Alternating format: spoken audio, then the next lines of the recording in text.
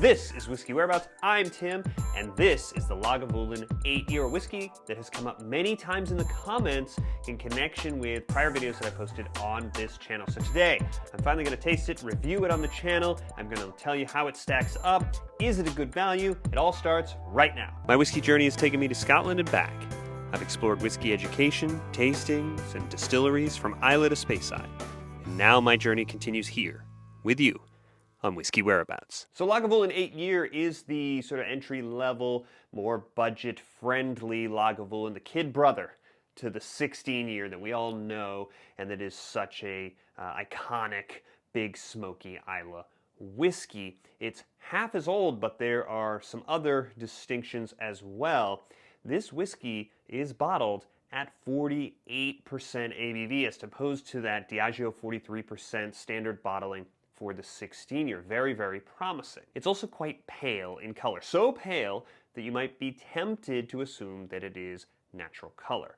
And at 48% ABV, you may be tempted to assume this non-chill filtered. But when I look at the label of the bottle, it tells me the age statement and the ABV, and it just has this sort of useless quote that's printed on there. Nothing about those qualities. If it is no color added, if it is non-chill filtered at 48%, that's a great presentation.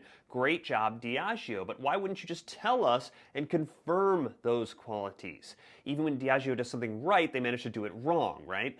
I don't know why they would not do that, except I would speculate, and this is just me guessing, that they don't want this bottle to say non-chill filtered, no color added, when it's sitting on the shelf next to the much more expensive 16-year and making you start to wonder, why doesn't this bottle say those same things? Subscribers to the channel, you have probably already seen my video about how the 16-year bottle is overpriced and offering alternatives. That's not a bottle that can really be bought for less than $100 anymore. $110 is usually in the range where I see it.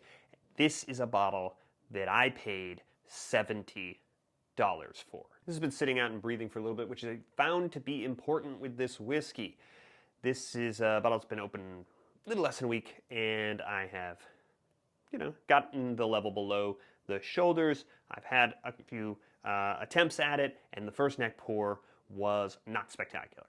It has evolved in less than a week, pretty noticeably, for the better. This is one that needs to open up and breathe a little after that neck pour. So going in on the nose, and yeah, there's smoke, but it isn't that, it's a much more subtle simmering fire smoke. There's honey, there's vanilla, it's a little cinnamon.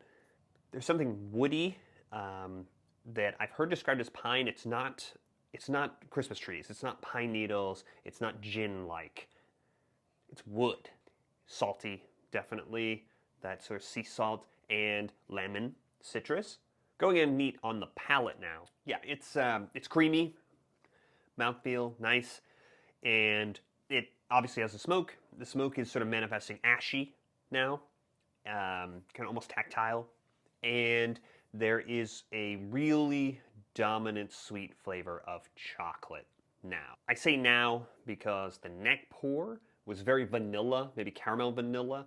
It has gone richer with that chocolate. There's another sweet element underneath, more subtle, that is fruitier, berry filling underneath that chocolate. So there's a little bit of bitterness on the palate. Before we get to the finish, on the palate, a little bit of coffee ground, and there is a saltiness still with that on the palate. It's nice. It's rich. This is not a thin whiskey. It's obviously younger, but it's pretty rich.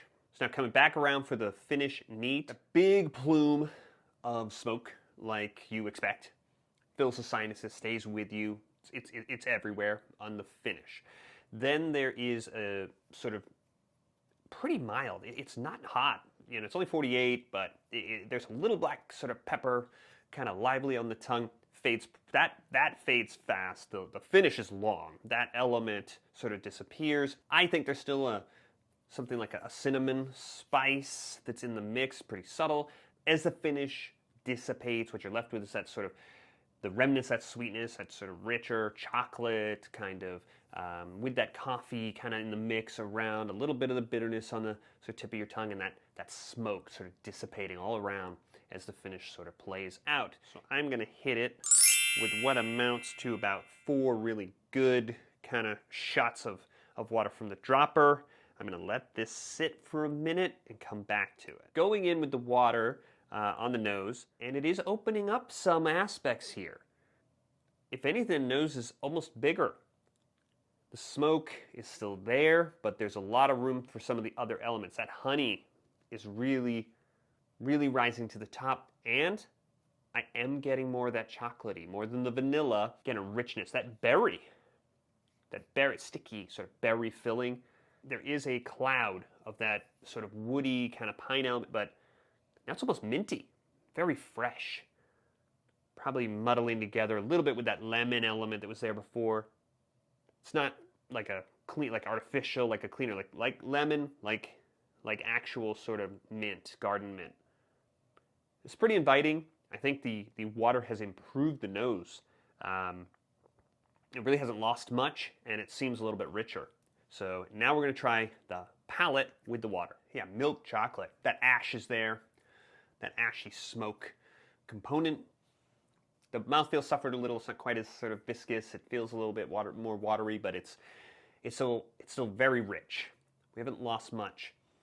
That's on the palate. The finish, I'm still sort of experiencing, and that has a new element. So yeah, that red berry, jammy element, that's there.